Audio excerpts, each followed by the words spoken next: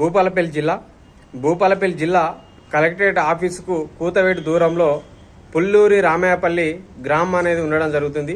ఈ గ్రామానికి 3 ఎకరాల శ్మశాన వాటిక అనేది కేటాయించడం జరిగింది.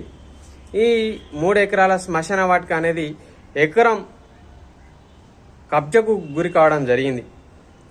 మరి ఇంత కలెక్టరేట్ ఆఫీసు దగ్గర ఉన్నా కూడా మరి ఏ ఒక్క అధికారి ప్రజాప్రతినిధులు పట్టించుకోకపోవడం, మరి ఇంత జరుగుతున్నా కూడా మరి ఏమి స్పందించకపోవడం, నిమ్మకు నీరెత్తినట్టు వ్యవహరించడం చాలా బాధాకరం.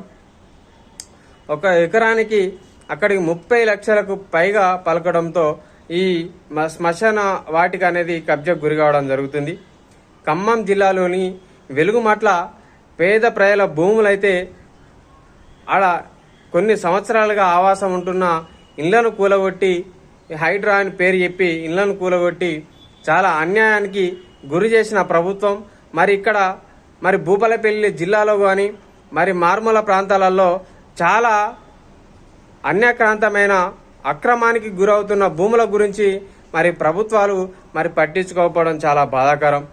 మరి ఇక్కడ చూసుకున్నట్టయితే ఈ 3 ఎకరాల భూమికి మరి ఎకరం భూమి కబ్జాకు గురి కావడం జరిగింది. మరి ఇంత జరుగుతున్నా కూడా ఏ ఒక్క అధికారి ప్రజాప్రతినిధులు పట్టించుకోకపోవడం, మరి నిమ్మకు నీరెత్తినట్టు వివరించడం, మరి కలెక్టరేట్ ఆఫీస్కు కూతవేటు దూరంలో ఉన్నా కూడా మరి ఏ ఒక్క అధికారి పట్టించుకోకపోవడం చాలా బాధాకరం.